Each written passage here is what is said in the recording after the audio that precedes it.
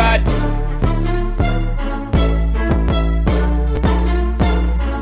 I got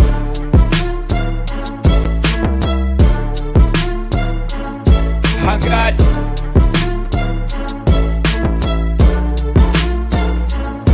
I got 99 problems, but a bitch ain't one. Dang, thanks, MY, for that new beat that goes with our introduction. Welcome, everybody. I'm Jerry at the Fledge. Another 99 problems, but a pitch ain't one. And we've got a nice crowd out there today. How's everyone doing? Everyone's muted, so you'll have to unmute. I think you can hear me. I know Claire can. So someone come on and talk with me. What's up, Katie? Hey. How's it going? It's going well. You're pitching today. You excited? Yes. Yeah. Excited, nervous. You're nervous? You got a lot of fans here with you. You got a lot of fans here with you. And I got Fonda all the time asking her if she's going to pitch. I'm going to tell them a secret though, Fonda. You pitched different ideas to me this week. Yes, I did. All right. So it's getting close, isn't it? It is. It is. I'm going to do it. I'm getting there. I know. I'm excited about it. And thanks for introducing me to Kim, your cousin. Good. I'm glad you had a chance to meet him. Yeah. He's perfect. You're perfect for him. And I also want him to meet Michael and Erica. So he's going to be connecting with them as well. Yep. I told him that too. So, those are... He's got some good ideas. He's good people. So, but he comes from good people, right? Oh, bless you. Thank you. Yeah. Likewise. And we got Madison in the house with the Millers. Is that what you guys go by? I don't think you go by the Millers. No, we go by Meg Ryan. All right. So, we always have two sponsors to the show. We made a commitment when we started this show right around the same time that the incident happened, the death of George Floyd, and we made a commitment to not let this not be as part of our feed. And we said that Black Lives Matter would be a standing sponsor no matter what, and that we would pick some sort of concept around that. So we've talked about equity, and we've defined the difference between equity and equality. And we've had people explain, why they say all cops are bastards, what defund the police means, and so on and so forth. And as we're kind of evolving through this, we were taking a strategy of agitate, educate, organize, and disrupt. And as we kind of move out of an agitate, which we need once in a while, especially when they come down and do dumb stuff like they do every day. So we got to keep agitating a bit, but we got to educate more, and we have to organize, and we have to disrupt more. And I think I'm really happy that we have Mike and Erica Lynn today with the Village Lansing, and I just want to hand those minutes over to them because they're doing what we're talking about. So maybe Mike can give us a couple words if he doesn't mind. And I'm going to keep you muted, James, if that's okay too. Sorry, bud. Hi, Mike. Hey, how's it going? It's good. Everybody hear me okay? Yeah. So, we talked yesterday, me and Jerry did for quite a while he had it, or it was 2 days ago, I'm sorry, but we talked about, actions that are being taken, actions that people are wanting to take in reference to BLM and what's going on with, the country as it sits, what's going to happen after November 3rd. All those things are really on people's minds. And we talked about one of the things that's so important to me, given I've kind of been on the front lines of all this and I've seen how this thing is playing out, is defense and being able to defend ourselves.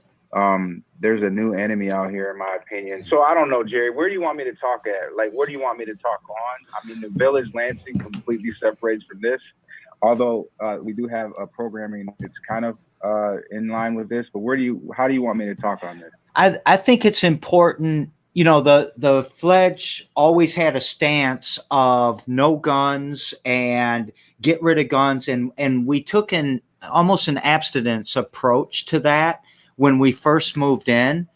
And I'm really, as I told you, I was reading this Octavia Butler book, and I'm watching what's happening around us, and I'm seeing that all these people in the country have all these guns, and I'm really starting to wonder, one, what should our position be right now? But two, you really got me thinking on Friday that a harm reduction strategy, these kids that are running around with guns they act a fool out here, and they shot us before and it was accidental, but they went through our door. And, you know, with that, it makes more sense that instead of saying say no to drugs and say no to guns and say no to violence, none of those have ever worked. We got to play on that continuum and do some harm reduction. So I see you out there, you know, training kids or not training kids, but training everybody on how to clean their gun, how to shoot, how to be safe, how to do all of that. And when you told me that story on Friday that about the two kids last year, that kind of nails it for me. So maybe talk about that.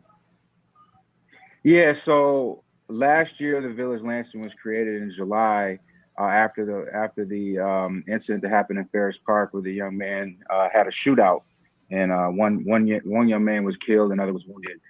And so us as community members just came together and said we have to do something. As people who are influential in the streets out here, people who know us and the credibility we hold, we said we had to do something about the gun violence.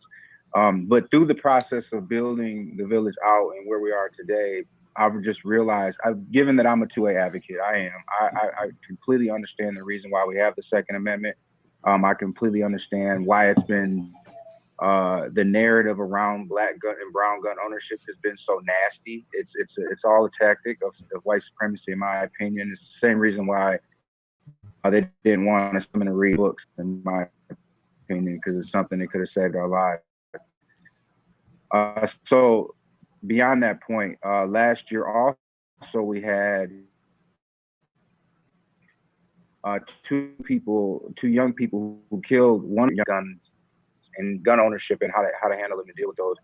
And so what I was talking to Jerry about was like my younger child and being a teenager and my experience with guns. And, you know, I've been very open on my affiliation in the streets and gangs and so on and so forth, and the stuff that I was involved with. I carried a gun illegally, and I was very irresponsible with it.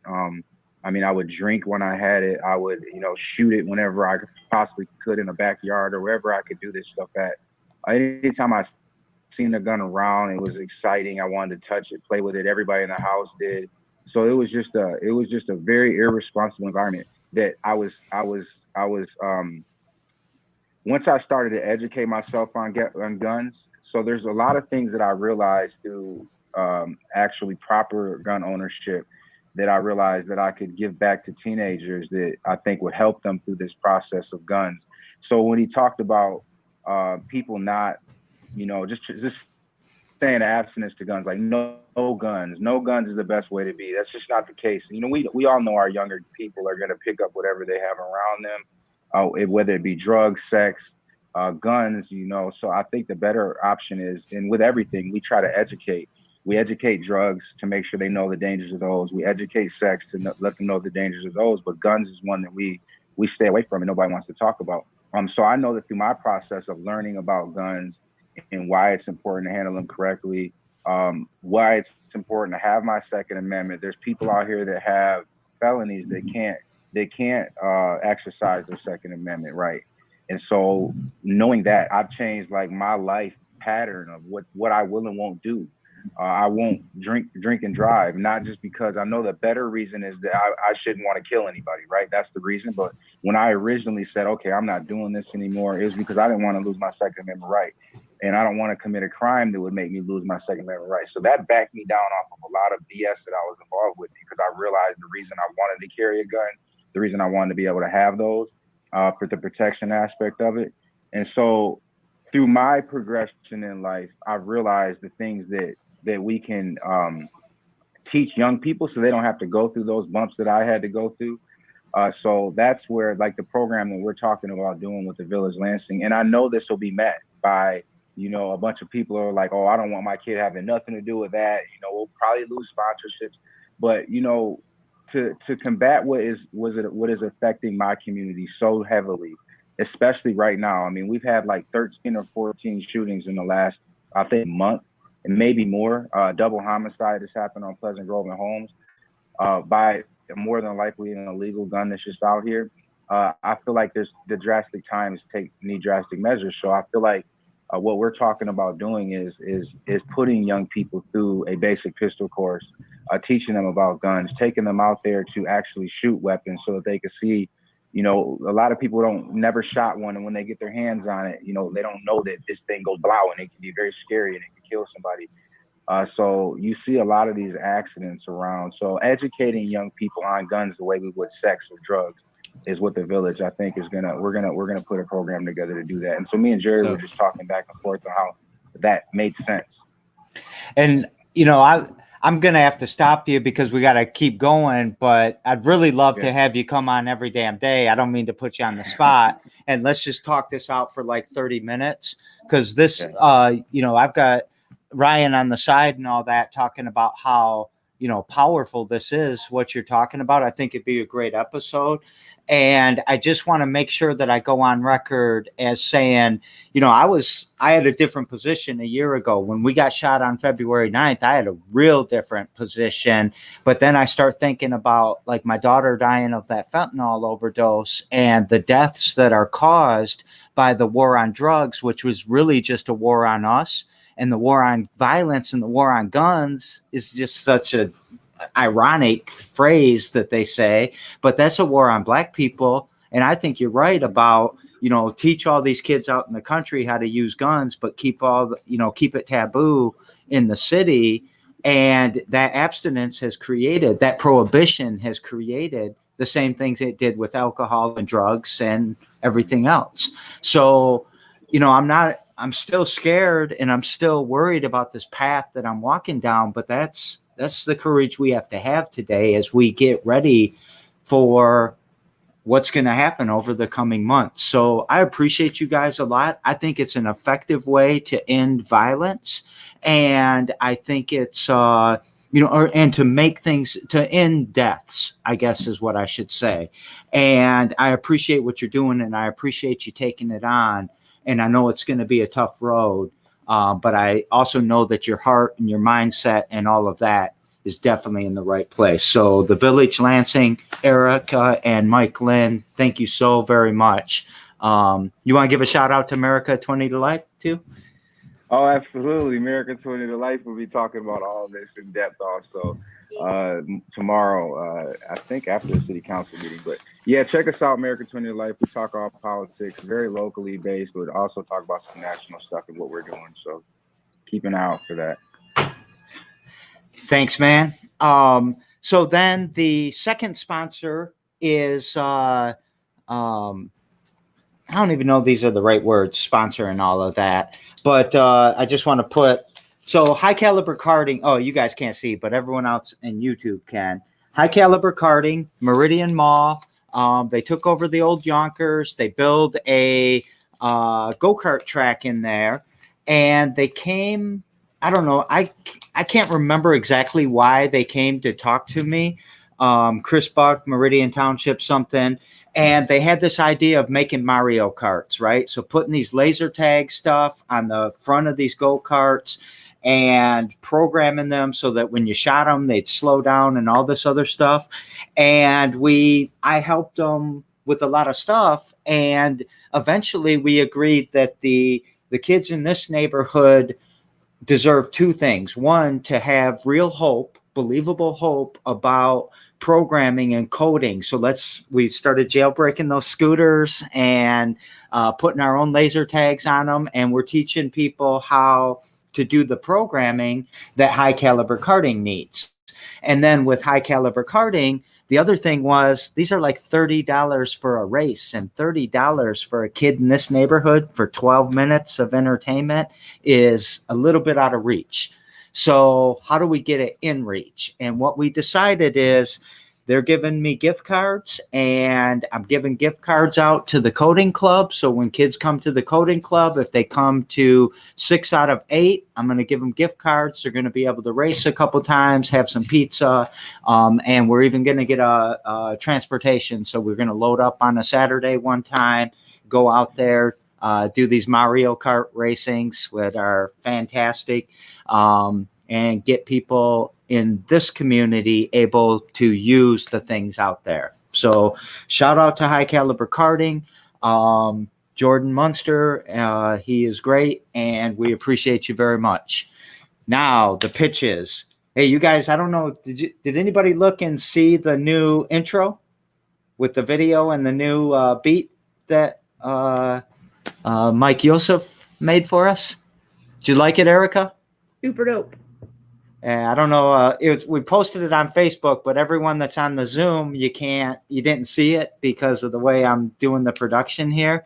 But that's a Lansing kid that's doing a lot of dubstep, a lot of EDM. So he was a Michigan State student, but now he's out in Los Angeles chasing his music dream.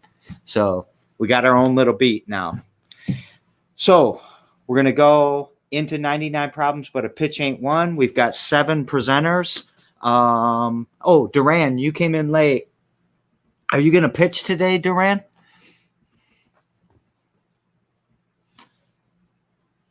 You're muted if you're talking.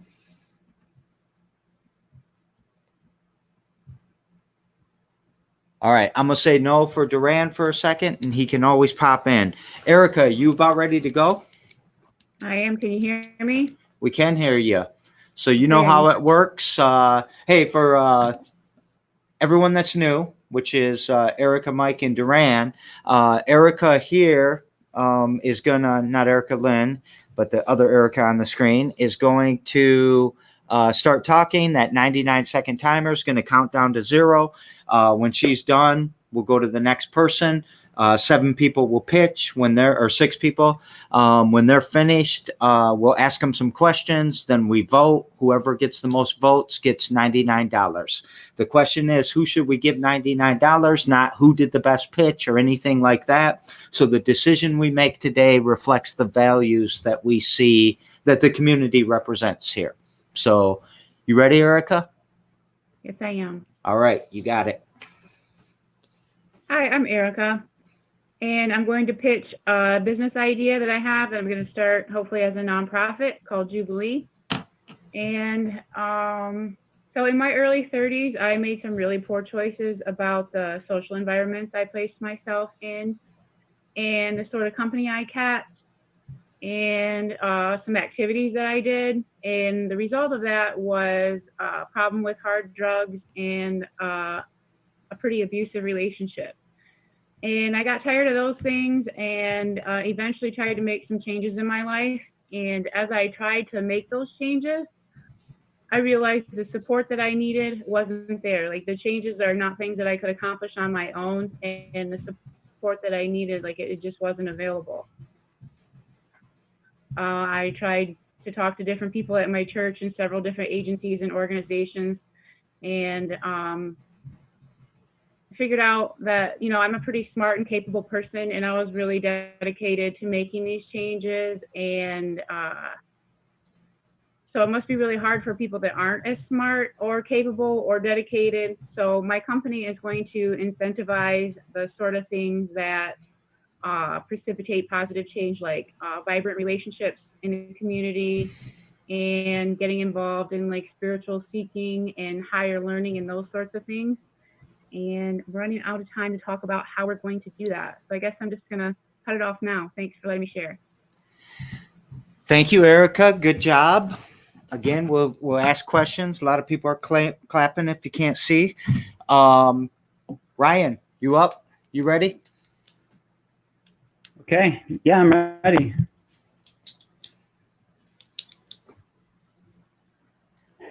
Okay. When I say the word masculinity, does this bring up uncomfortable feelings? It does for me. How did we get here? We've been sold a form of masculinity that harms and oppresses.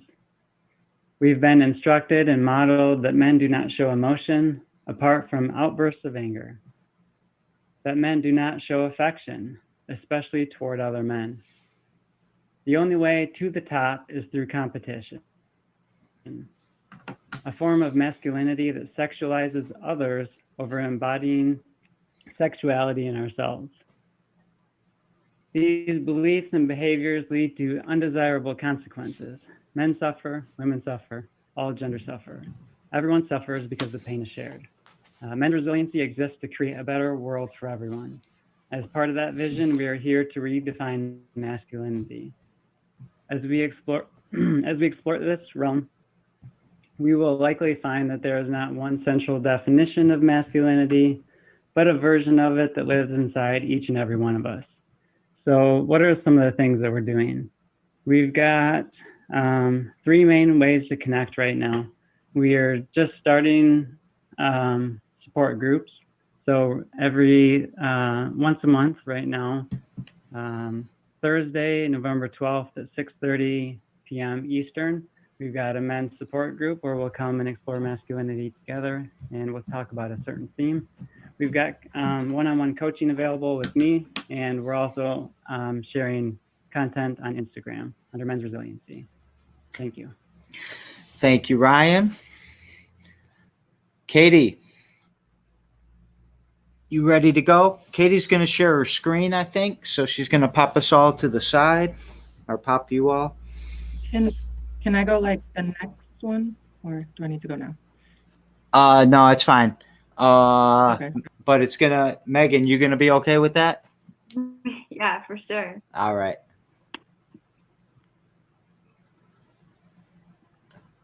All right.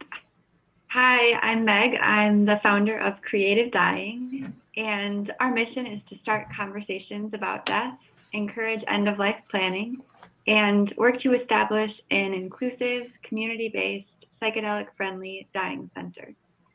So I've pitched the Dying Center a number of times, and today I'm back to talk about the newest project that we've been working on, which is the Creative Dying card game.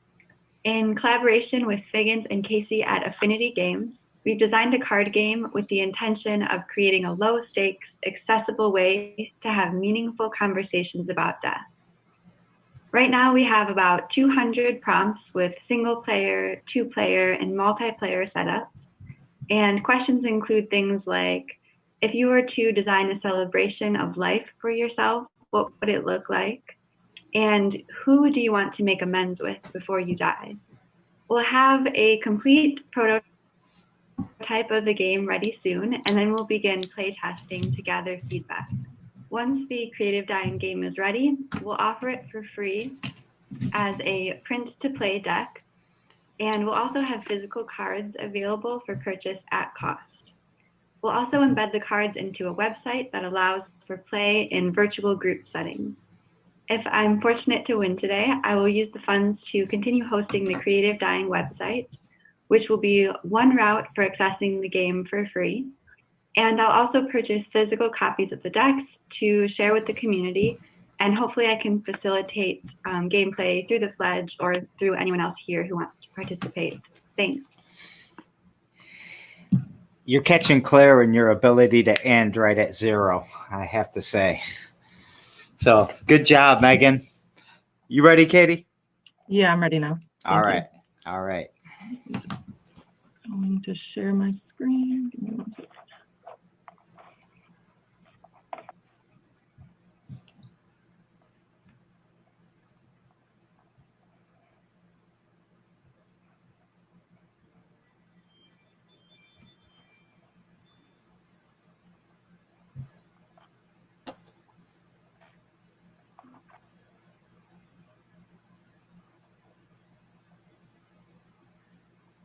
Okay, so today I'm going to present to you Creating Conversations Clothing Company.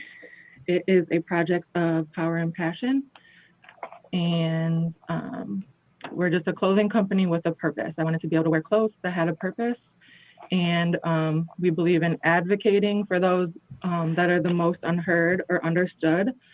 which includes minority populations and underserved populations, such as people with criminal backgrounds, especially those on probation and parole. We also want to educate. So we want to help people learn unlearn false narratives. We have been taught as a society and teach them the actual facts. For example, a lot of people think prisons keep us safe, but actually it's been hundreds of years and prison numbers continue to rise, and so does the crime rate. We also want to just show love. We believe in the more love we show, the better of a community we will have, and the better people that will come out of the community. We also want to support, and by that we are supporting, we would like to support underserved populations. So 30% of our profits go to Black owned organizations doing good in our community, and 20% goes back to the Power and Passion Reentry Program. And we also want to include creating a sense of community for everyone, no matter their class. Those are just some of our shirts. I don't know what time I'm at. And these are some of the organizations that we've talked to and would like to donate the 30% back to, but nothing is final yet. So yes, with the money, I'd like to get my website up. That's it. You hit 0. Hey, good job, Katie. Thank you. All right. Can you, yeah. All right.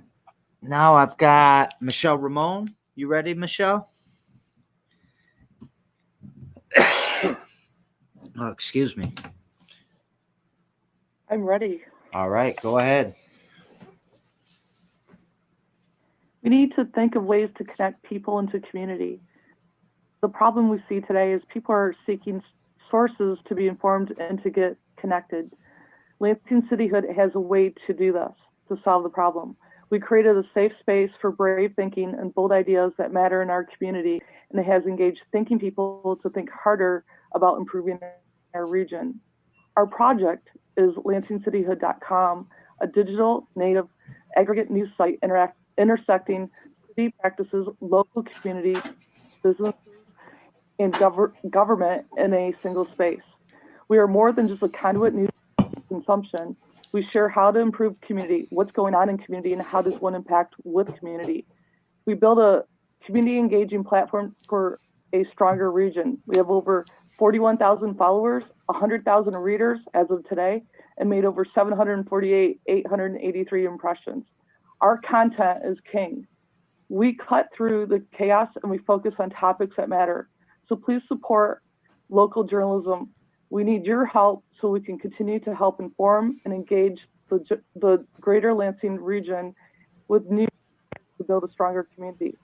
I am Michelle Ramon, the founder of Lansing Cityhood and the creator of lansingcityhood.com. I also want to take this time to thank LEAP, The Pledge, Jerry Norris, Piper and Gold, and SBC for imparting into our business today. And I want to thank all my colleagues who are joining us today in our cohort. I wish you the best. Thank you. Great job, Michelle. Your tech, your pitch, your company is really growing and really evolving, and I love watching it happen. So good job. Thank you, Jerry. Claire, you ready? Absolutely not. I ran no reps today. Oh, really? Really? Let's see what happens then. Yeah. All right. Hi, my name is Claire, and I'm the founder of Becoming Heroic, where I help inspire women to live uncommon lives. But as a mother, I can't help but wonder, what would my son's life look like? And how would it be different if he didn't need to learn this as an adult? It was simply how he was raised. Our current educational model asks our children to sit down, be quiet, pay attention, and ace the test. But we live in a world where that no longer serves them in any meaningful way. What we need is individuals who are empowered to stand up, to speak out, and to have self-efficacy and empowered agency to know that they can bring about change in our world. I am here today to pitch my idea for the Lansing Academy of Heroes. a radical take on our education model. My vision is to purchase an abandoned school building here in my community, the Genesee Elementary School, to break down the walls and to create 4 learning pods where it will be a child-led, challenge-based curriculum based upon the hero's journey, where each child is encouraged to own their education and empowered with the resources from our community to bring about change, to know that they are the creators of their best life. Not only will this affect the education available to our children, but it will break through resources, break through challenges of the school to prison pipeline, food insecurity, gang violence, drugs, and depression and anxiety in our children. It is possible for change, and it begins when we're young. All right. Good job, Claire. Good job. Sort of expected that one, but didn't quite expect it yet. So, yeah, I like how you're thinking. I met the man who owns the school. We're meeting this week, so apparently I got to get my shit together. School building.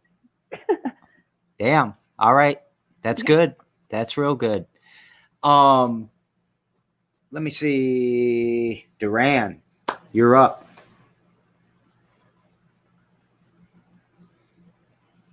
Just 1 second. Let me mute my TV. No problem.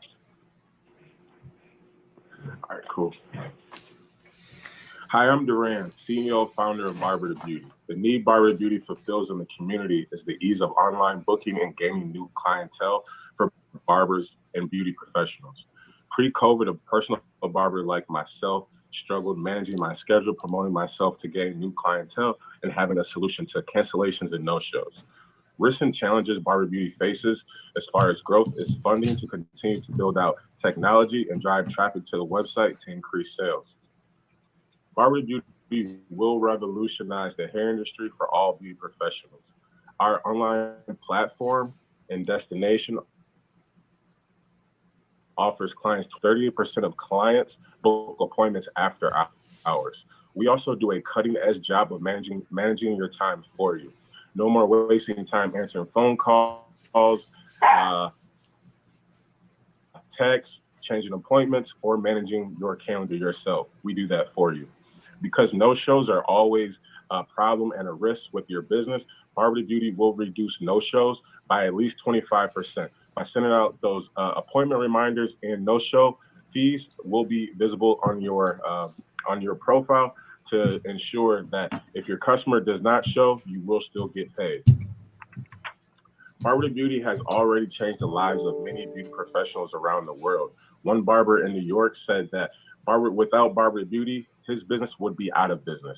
So right now, we're currently seeking funding to hire engineers to build out the technology, to be more innovative, and marketing to drive more sales to the website.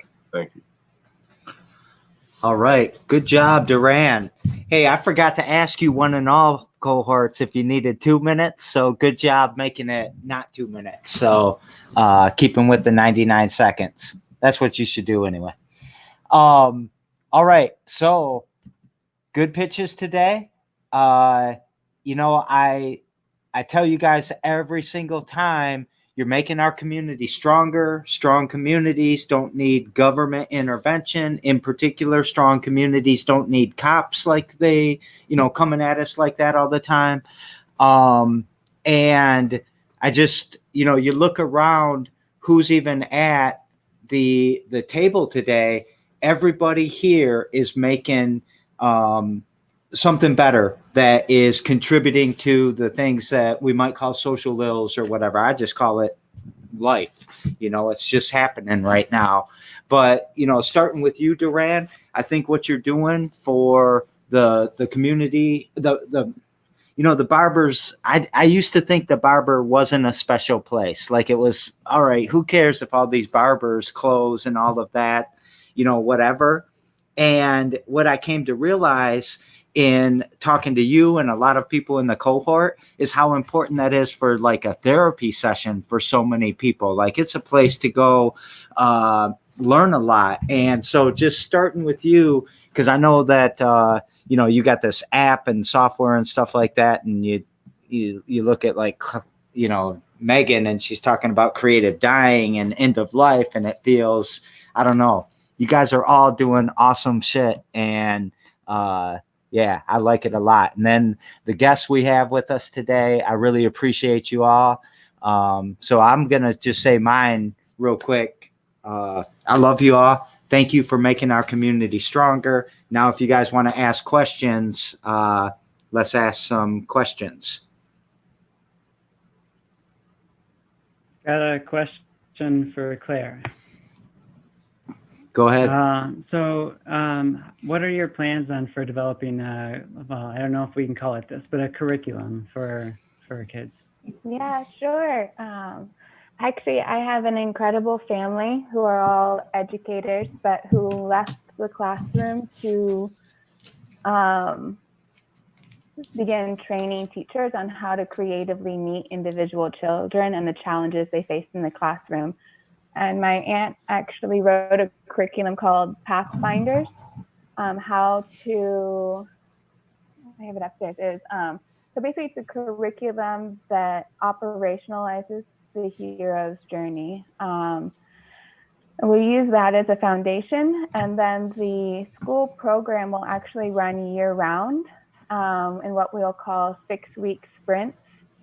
It'll be 4 weeks of active challenge, where the first week you walk in and you get your challenge, and then for the next 4 weeks you learn self-led learning on what that challenge is, how it can be solved, and what tools and resources you need to solve it. Then in the 5th week, the students will pitch or be in a real life situation to utilize the tools and resources that they learned. And then in the final 6th week will be a review. What did we learn? What didn't go well? How would we improve in the future? What resources didn't we have access to? And how can we source them from our community?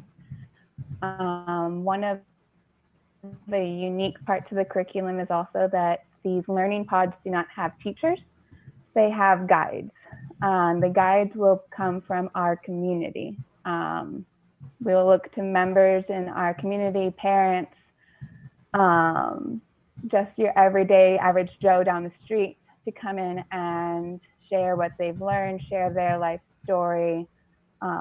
We're excited to partner with nonprofits that tried to use the school building to support returning veterans and have them be a source of guides.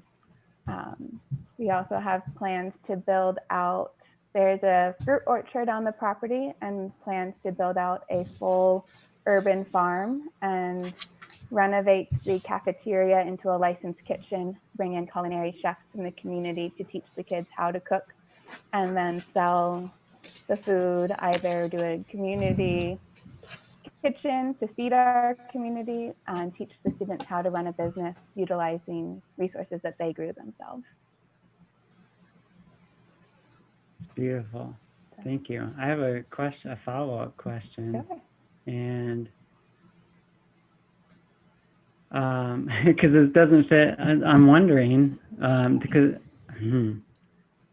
our current system is that you go to school and you get a job that, you know, you sit down at a desk and you do your thing, and like our jobs like set us up to work for another person in this, you know, kind of robotic way.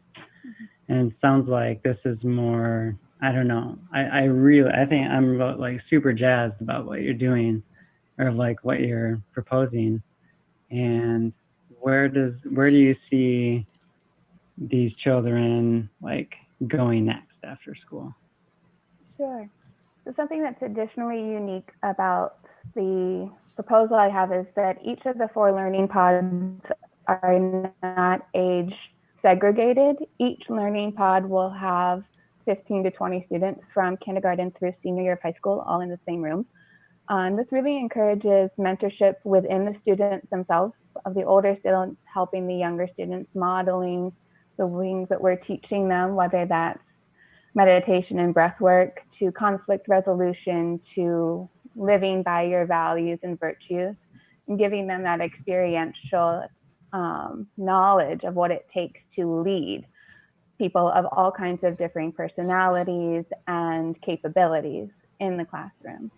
A huge inspiration for me for this model is the Acton Academy, which is a private school model that has now over 800 schools around the world.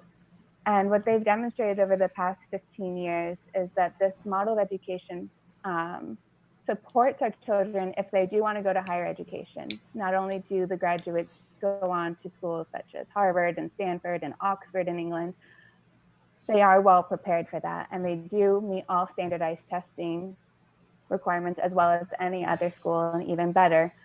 But if that is not their chosen path, they are well prepared for a job with their hands, a job either at a farm or in a kitchen or mechanic or what have you. They have the tools and also the self-agency and awareness to know what their path is. So when they are 18 years old, they don't know who they are, and they go to college to find themselves and get a bill of $50,000, $100,000 for that self-discovery to know, oh yeah, like that's not what I want to do with my life. And I think that it is incredibly important. It returns the ownership of our lives to the individual. So if college is the right path, it does prepare them for that. But they don't feel railroaded into that as the only way to have a meaningful life. From the YouTube crowd, Michelle, what would you do with the $99?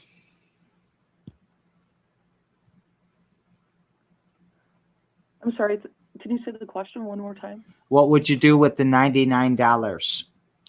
Okay. The $99 today, if it was awarded to me, would be used specifically for a USB microphone, and that will help launch our podcast with interviewing. Also do more like technology things that we want to do with the website.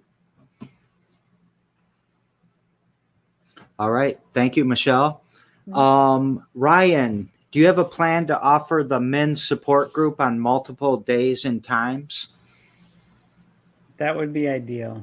Starting with one group right now, just to like get the cycle rolling, get some feedback, make some adjustments. But I'm hoping, that's the ultimate goal. I hope we have something every day, honestly, eventually. But yeah, so we'll start here and go from there. All right.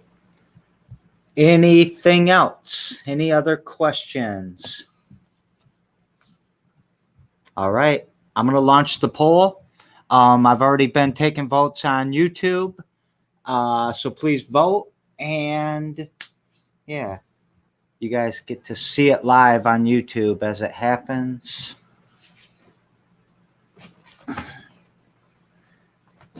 I think we've had ties the last two. So we'll see if that happens again. I got one more vote outstanding. Is that you, Mark? I'm going to go to 45. So it's at a countdown of 32. All right. I am closing voting in 5 seconds.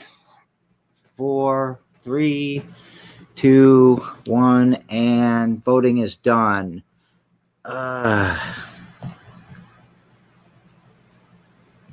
This is a really good one. Just sorry, give me one more minute.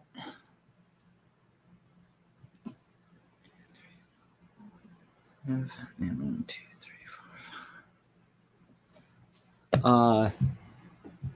going to end the poll, and I'm going to show you the results here, but these are not the final results. So as I share this, I'm going to tell you that Michelle is the winner. Michelle brought the crowd on YouTube, or at least won the crowd on YouTube. So she got 6 votes on YouTube. Katie, you got 5 votes on YouTube, so it was very, very close. So you almost won there. And then Claire, you obviously got them here. And Erica and Ryan got one vote each on YouTube as well. So that's where we stand. That gives Michelle the win. So you're having a great day all around, huh, Michelle? Yes, thank you. Thank you, everyone. You're- Invest to everyone's businesses. Than anybody else in the world. This is our community. We know the causes. We know the resources we have. We know the skill sets we have. Quit trying to buy our future off from Amazon. Quit trying to buy our future from the East and the West Coast. We can solve our own damn problems every damn day with what we have right here. I love you all very much. You're making us better. Keep making us better. You entrepreneurs got this. Anybody else want to say anything or go out with anything? All right, then deuces it is. I'll see y'all.